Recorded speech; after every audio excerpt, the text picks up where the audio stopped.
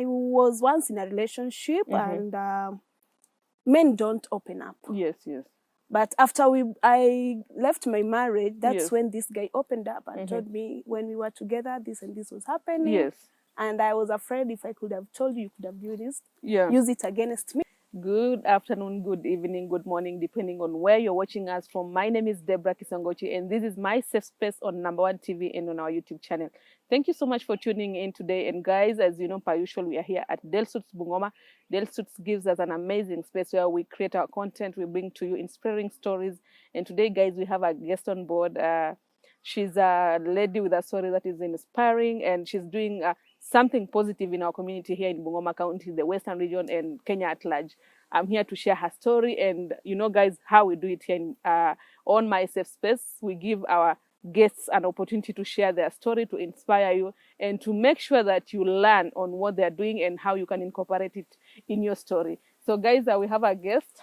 She's a friend. Of course, guys, I've been bringing my friends here every time. So if you're out there and you want to come to our show and you're not my friend, I want to be your friend, call us. The number is below. If you want to come to our show on Number One TV and on my YouTube channel, my safe space, you have a story and you believe that somebody can be inspired by your story, call me. I'll pick your call and I'll bring you here at Del Suit so that we have a sit down and share something. Karibu sana. Thank you very much. Maybe I give you a chance to introduce yourself to our guests and our viewers back at home. Yeah. Thank you very much, Debbie. My name is Nyunjaz, the founder of Nyunjaz Foundation for the boy. Yes. Based in Bungoma, but mostly I'm in Nairobi, Rwanda, and Migori. Yes. Today, I'm ready to tell you a lot about my story. Yes, yes. And I believe it will help someone out there. For sure. Yes. Yes. So when you say Nyunjaz Foundation for the boy, what do you mean? Nyunjaz Foundation for the boy. Initially, we started the initiative for boy child, but then we came and sat down with my co-directors, and then we came up like, we've been helping girls all the time, but we are forgetting the boy child. True. So we decided to also have an initiative for the boys. So Nyunjaz Foundation, it's a foundation, but now we have for the boy also. Yes, yes. So we are helping both boys and girls. We empower them with skills, education. Some we do businesses for them and farming. Yes, like now we are running farming initiatives for the boys.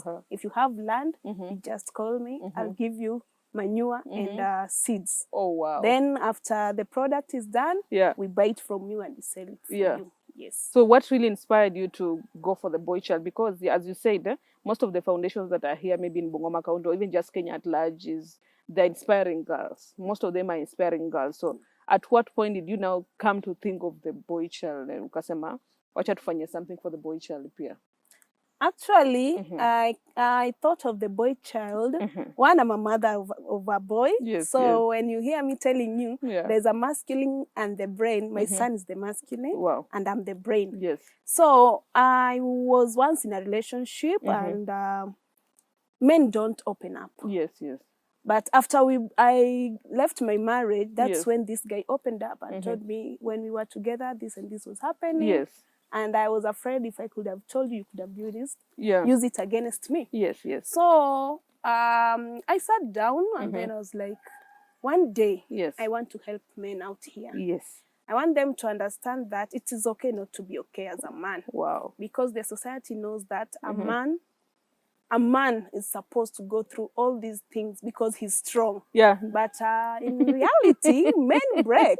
Men break so bad. Yeah. And they go into depression because they have no one to talk to. True. So my first client was my ex-husband. Oh, wow. And we made sure we became friends.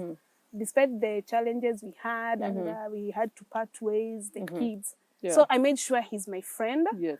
And when he became my friend, he opened up and told me I was going through this and this. And I felt when I tell you, you're going to use it against me. Oh, wow. So I was like, you could have told me we can help each other. Then you know, people from Western, they say that a woman cannot give me advice. So I was like, okay, then it's good. Again, it's good to marry a friend.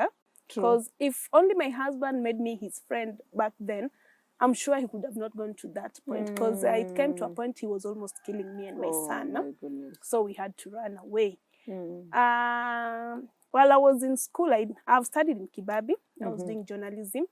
Then something came up. I just went to the mountain for prayers. Then something came up. Can you help men?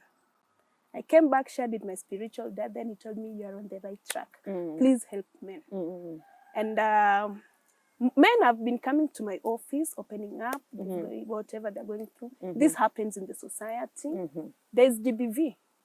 For now, you know, sometimes some of us think when we're talking about gender-based violence, it's women. Women, yeah. And yet it's both sides. Yeah. Because kuna wanaume wanachapwa. Wanachapwa vibaya sana. Kuna wanaume wanachapwa proper. Wanachapwa proper. All right, let's go. So, kuna wanaume wanatandikwa, by the way. And who do they go to? Because mimi nikichapwa nitapigia mama yangu, for sure. Yes. True. Yeah. So you see, in my relationship, in my marriage, we used to fight. I could fight this man mpaka aliwahi shonwa bwana. Then I was like, anambianga nani? True, by the way. Ambi mtu. True. So after all this, I'm like, yes, me, I told my mom, I went to the police station, all this. But who did he tell? Because nilimuumiza. True. Aliambia nani? Yes. So as a man anakuwa na hiyo pride yake, mruhusu kuongea. Yes. So when he became my friend, even ndo akaanza kunieleza, by the way, napitia 1, 2, 3, kazini nikuwe stressed, kwa nyumba nikuwe stressed, marafiki zangu walicheke. I never had somebody to talk to. Yeah. He opened up. He has been there. We've been talking. But now he's a married man. A very happy married man. He has a family. The wife can call. Bila ile uoga, huyu alikuwa bibi yake. Wow. Ile tu, how are you? How are the kids? Yes. Our husband is doing fine. And I'm like, oh, he's now a changed man. Oh, yes, that is great. And there are more and more men who are coming. They talk to me. I go through this. Then we get solutions. Because you can't tell a man, because your wife is beating you, go and beat her up. No. You just go sit down, talk. You're adults. Alafu muone venye inakuwa. And I've seen men now, they can speak out. Because ukiona kama mwanaume anakuambia, hi, Marian, how are you? Are you in the office? No. Can we talk? Like, acha tu nitoke basi tuongee kwa simu. Yes. Advise me, what do I do? And I'm happy when I hear a man telling me to advise him. I'm like, oh my God, so it's working. Yeah, it is. And the passion I have for men to grow, because tumeona ladies wamepewa education. When it comes to employment, ladies ndo wanawekwa kwanza kwa kazi. Yes. Yeah, most of the time, even when you look at jobs that are advertised, they are saying they're giving first priorities to women or people with disability. You know, So you feel like, well, kitambo you feel like a girl child ameachwa nyuma, but right now we feel like they are prioritizing this girl child. Wanaacha boy child. Wameacha boy child. Yes. Now what about these kids, small kids? Do you also work with small kids, maybe boys now, maybe in high school, primary schools? Do you have initiatives to help them mold them to be men? Because now, you know, it's, as you said, it's not easy to have a mature man to even just come to you and tell you, this is what is happening, like in your foundation. Is there incorporation of maybe boys now, just working with small boys, maybe from primary school to high school? Yeah, we also work with small boys from 5 years to old age. So for the small boys, we give them scholarship for education. Then for the youths, that's where we empower them with skills and the farming part. And then we also empower them with business capital. We monitor you for 3 months. Are you a business person? Are you business oriented? If not, we call you back and tell you, you are wasting the money. We think you need to go back and do something. Get another skill, not this one. Like when I'm in Bungoma, I've been partnering with Ajiri. We've been doing computer classes for boys. And so far we have 156 kids who got certificates, both in primary and high school. Because most of the boys wakimaliza high school, kama hawana pesa kwenda university, you see them roaming around. Wengine wanakuwa kwa pombe, boda, wezi. So tupunguze hizi, you empower them with something. If you know how to design, edit videos, you'll do something out here. True. And for the street kids also, we have programs for street kids. Like there's something coming up this November for the street kids here. In Bungoma, right? Yeah, we'll be feeding them and checking their health. and I'm still having some partners who are coming on board. Yes. So we'll be doing it very soon, this November, as a present for my son, because my son is always like, mommy boy, mommy boy. Yes, yes, yes. Yes, Wow. and because he's my priority, I have to do it for him. Yes, yeah. So for the kids who are in high school, we also have mental talks. Yes, yes. We go to the schools, talk to them, nurture them, because most of them, okay, for a man to get depressed, it starts from his background. Very true. So we go to schools, talk to them, tuelewe, how are you staying at home? Yes. Is it okay? Is it friendly? You people are seeing the parents fighting. Blah, blah, blah. Yeah. So when they tell us and we get time to talk one-on-one, someone opens up and I'm like, mimi kwetu tunapitia 1, 2, 3. I'm the firstborn and I'm here learning, but still pay school fees. Yeah. Yeah. So we come up with a way to help. True. How can we chip in? Yeah. Can we pay the fee or it's shopping you need? Yeah. That's it. Yeah. Even girls pia watunasaidia too hapa na pale. Yes. But sahi kwa sana because what my vision in 5 years time is to see a world with men who can talk freely, who can express themselves freely. Wasikuwe ile wamekaa wamenyongea sana. Because like now Debbie, there is a boy who was brought to me 2 weeks ago. Yes. Imagine he finished class 8 last year, but he has never joined secondary. Come on. Because he scored 150 marks. Wow. If it were a girl, I'm sure that girl could have gone to school. So hiyo ndo basari zingetoka, scholarship zingetafutwa kila mahali. Yes. So this boy tells me, madam, nimekuwa tu nikisikia kuhusu. Mimi sijaenda shule 2 years, niko nje kwa nilipata 150. I told him, you can go back to school. Yes. If you are ready, go back to school. Yes. So we are working on something, tuone tunaweza mweka mahali. Arudi tu shule apate hiyo knowledge, because he's really passionate. He wants to go back to school. Go back to school, yeah. Yes. Wow. So, and for the old age, wale wazee wenye mumesahau, mwenyenye watoto mkija town mnasahau wazazi. Kuna wazazi wenye wewe ukienda nyumbani, unaona tu mama, unasahau baba. It happens. Yeah, true, very true. It happens, unaambia mama, hii ni yako, utanua skari, then unaanza portion ya mama ikuwe juu, ya baba ikuwe chini. So pia hao wazee pia, we go visit them, we give them civic education. Wow. And tunaambia it is life. Even though inakuwa but now kama mzee, pia usitegemee sana, juu mtoto alipata kazi Nairobi, ati anafaa kukulisha pana. Ile shamba ndogo uko nayo, come to us. Tukupe mbolea, tukupe mbegu, panda, tuuzie hiyo mazao. Obviously utatoa mbegu ya next round. Tukuzie hiyo mazao, then you get something out of it. Wow. So pia wazee tujasahau. Alafu kuna wale sasa wazee kabisa, they don't have family, wako displaced, hawana anything. Nyunjaz Foundation prayer is to have a home for the old age also. Tuweze kuangalia. Juu ni wazazi na wamekaa upweke, yani they don't have family kabisa. Hana watoto, hana bibi. Unakuta mzee hata mahali alilala ni pachafu tu hivyo, kunguni nini zinakula. So it's my prayer as the founder that one day I'll have a home for these old age people. Kwanza sana sana men, because ukweli men wamekuwa neglected. Mtoto hata angalia. Unapata mwingine hata unadhani aliruka kichwa. Yeah. Ama unaona tu anazunguka huku street, unafikiria ni mwendazimu, anakota matakataka. No, ni juu ana mtu wa kumwangalia, hana chakula.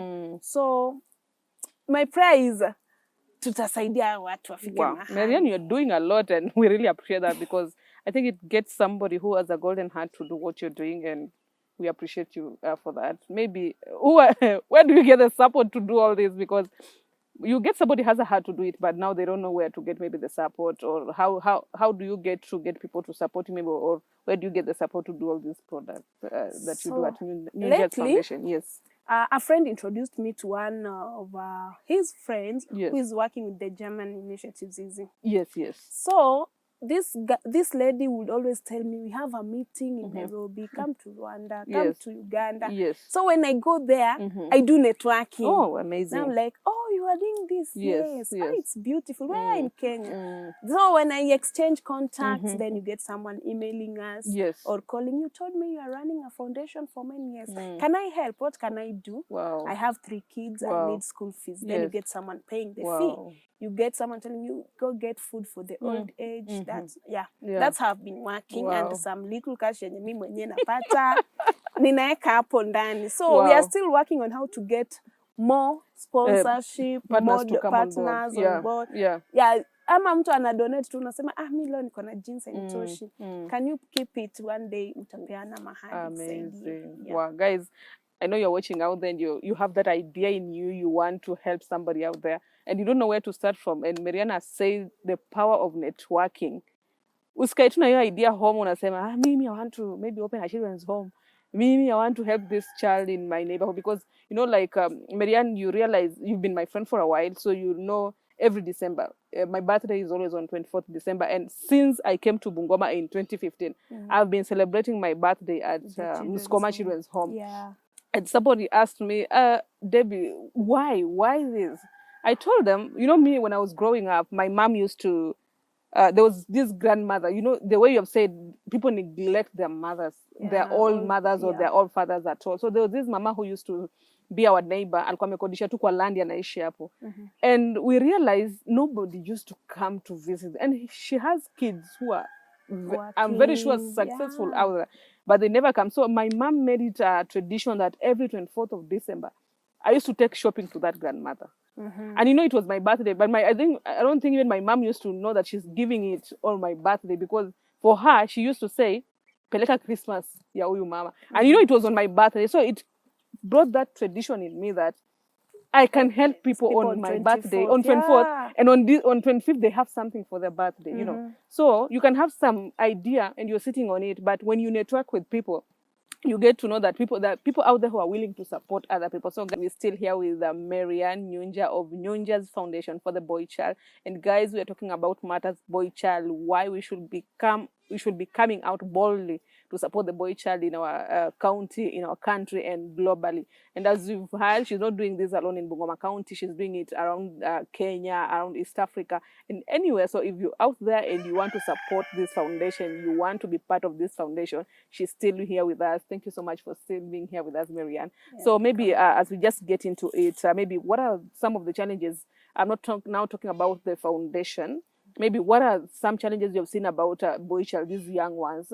Because we've talked about the old ones. You've told me about how it's hard for a boy child or a man maybe from the Western region to come out and speak about maybe what they're going through. Maybe these young ones, maybe in high school or primary schools, when you mmewatembelea, or even the ones on the streets.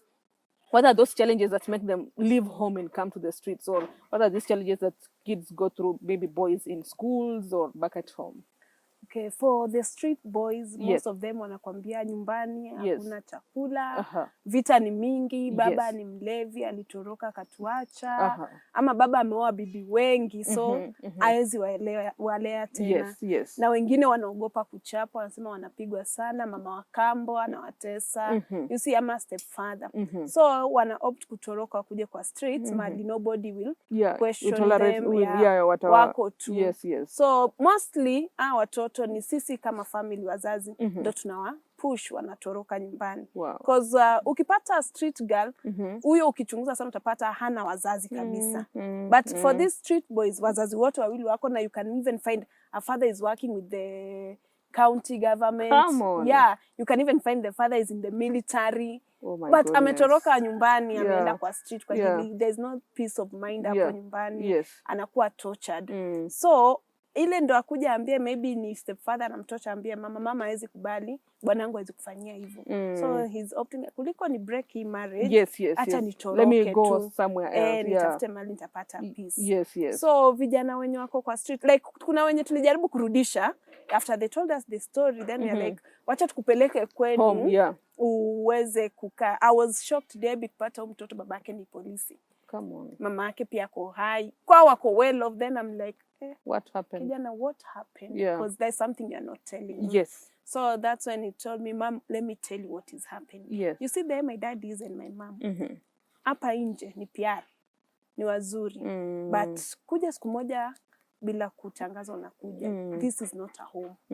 Wanapigana, dadi anakuja na wanawake, dadi amelewa. Anapiga mama, na juu mimi ni mvulana mkubwa. Mimi nitapiga dadi na siku moja atatoa gana ni shoot. Very true. So the only thing I did nilitoroka. So these kids, they think or see that the streets is even safer for them than their home. Yeah.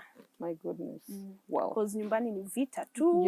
Yes. Hivyo. So unatoroka. By the way unatoroka Debbie. Yeah, kuna true. families Very true. unatoroka ukweli. Yes. Juu inafika mahali chakula haiwezi fanya utoroke home. Ukweli. Chakula haiwezi fanya cause leo mama atapata, kesho mtakosa, itaeleweka. Yes. But chakula iko, amani hakuna, hawezi kaa. Very true. Na mtoto mvulana hawezi kubali kuona mamake akipigwa. Ukweli.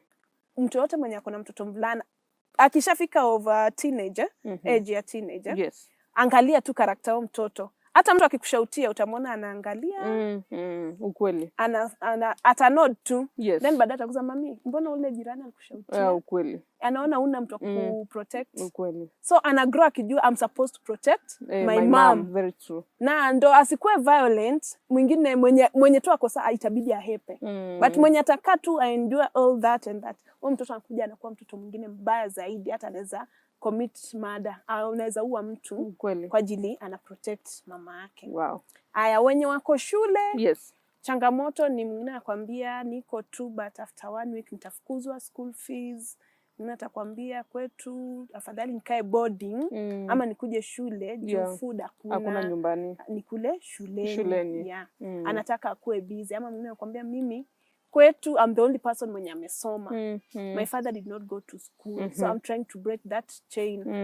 So ukiona unakutana na watoto kama hawa, vitu mingi zinakula kichwa ni juu ya kwao. Where they're coming from. Yeah, where they're coming from. All this is happening juu ya where people are coming from.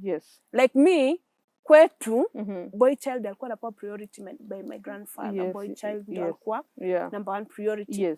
Na Mungu pia ndio ujue venye anawaki na miraculous ways. Akape babu yangu wasichana wengi na vijana 3.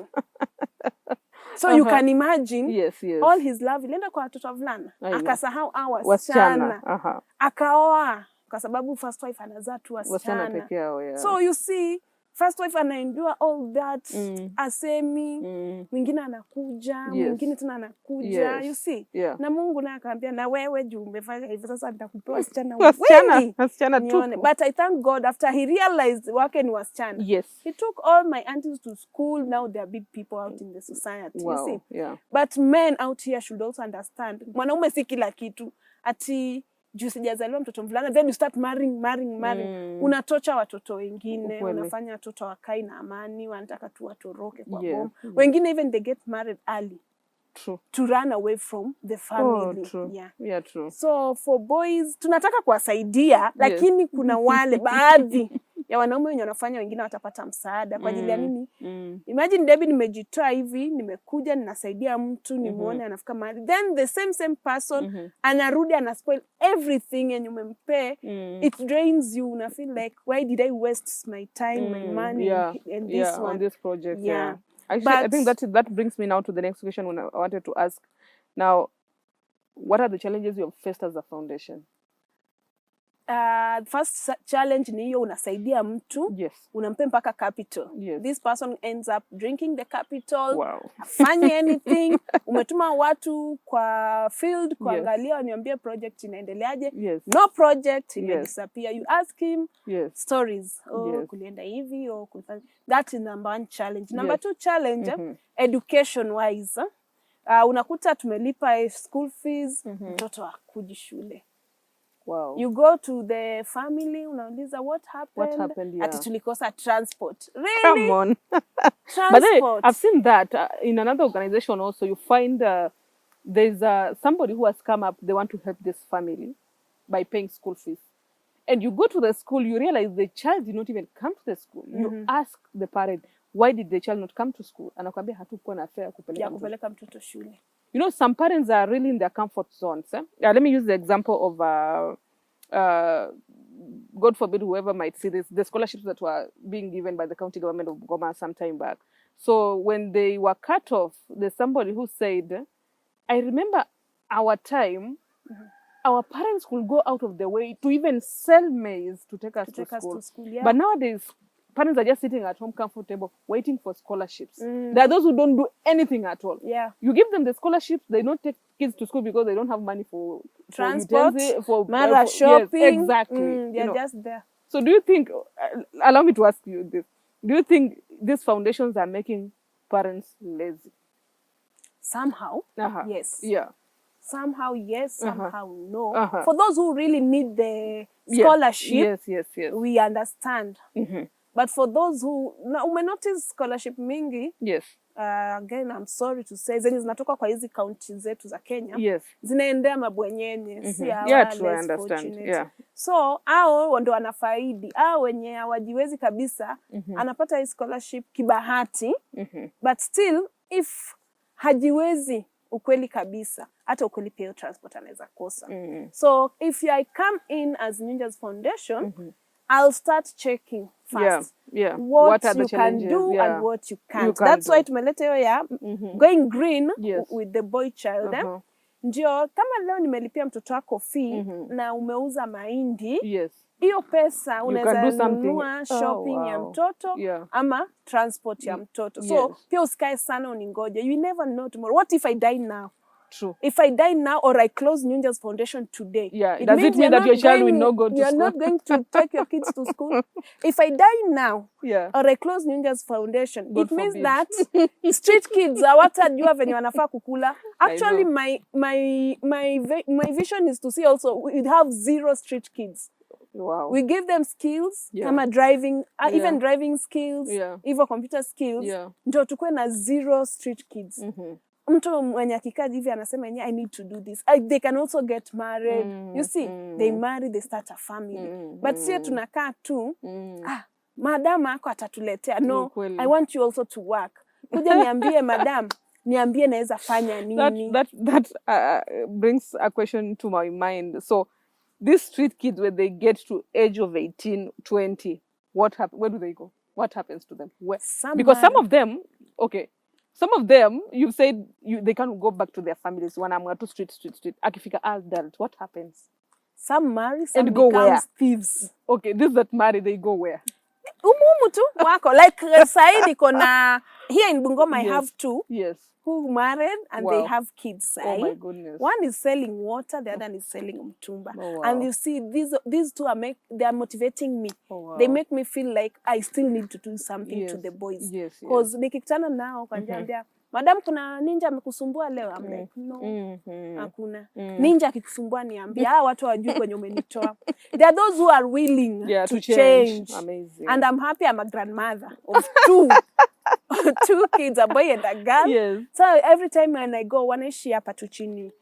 Kunaitwa mashambani. Yes. Wanaishi tu hiyo njia chini. So nikienda huko kwa hiyo land, I'm like, nimewaletea food. Then they tell the guy, huyu mama alitutoa street. There are those who are willing to leave the streets. So unakaa tu. Paka siku nyingine mwingine anasema, unajua nani? I'm like, kwani ni nani?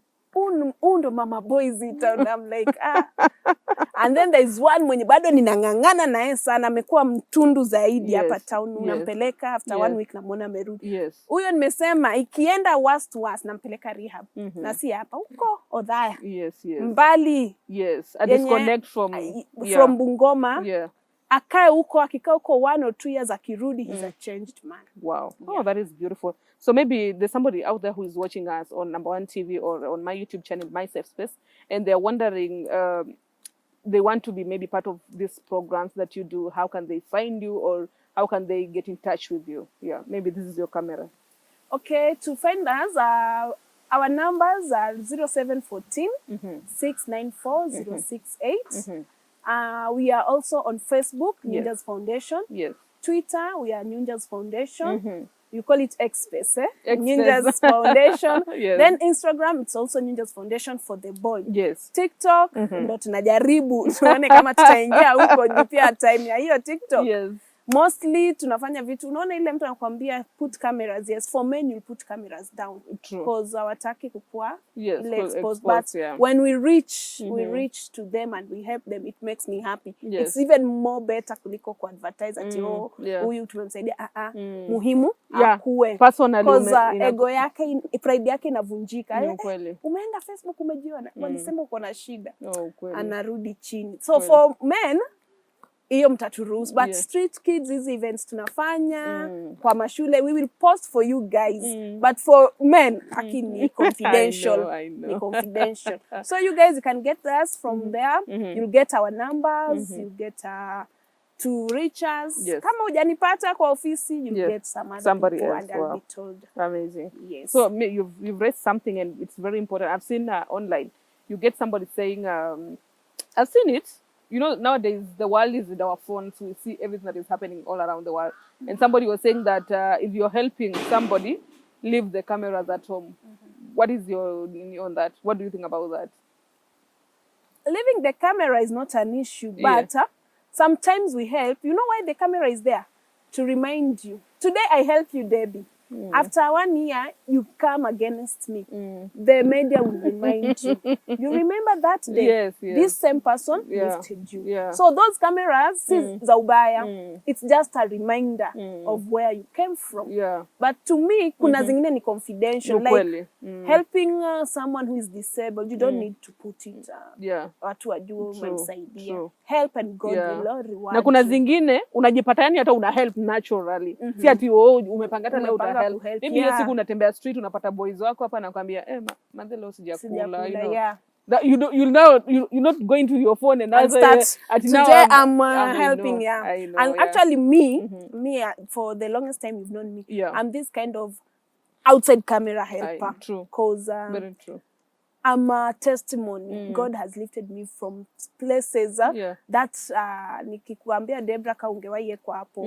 Trust you me, usingefika mahali niko sahi. So me I'm a testimony, na kanga hivi nasema by the end ni God. Kama niko hapa leo ni Mungu.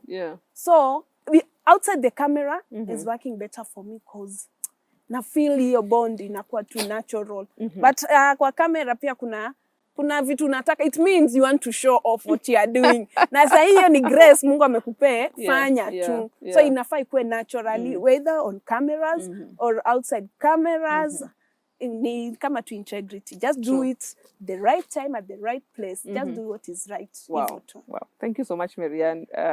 I'm very sure there's somebody out there who has a child. Maybe they're giving up on them, a boy, and they're wondering who can talk to my child. I know they'll get you. You've shared your number. They'll call you. And maybe there's a parent out there who wants maybe to get into the Go Green initiative. They'll reach out to you. Sasa najua wanavuna mahindi. Next season najua watakutafuta.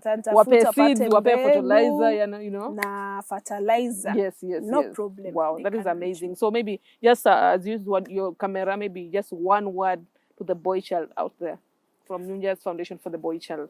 To the boys out here, as like I said, Mama has got you. I'm here for you guys. In Kenya, Rwanda, my second home, Uganda, Tanzania. I'm here. And believe me, I go with the norm. It's okay not to be okay for a man. Wow. And I believe as we are going to work together, we are going to change the world and make it a better space for the boy child. Wow. Yes. Wow. Guys, thank you for watching. I'm very sure you're a boy child out there and you've been asking yourself, who are the right people? Nyunjaz Foundation for the Boy Child is here. And I know I have friends, I have viewers out there who love supporting initiatives like this. Call Marianne. Her number is below the screen. Call her if you want to support these initiatives. You want to partner with Nyunjaz Foundation for the Boy Child. They're having an event in November. Tell us about that event before we go.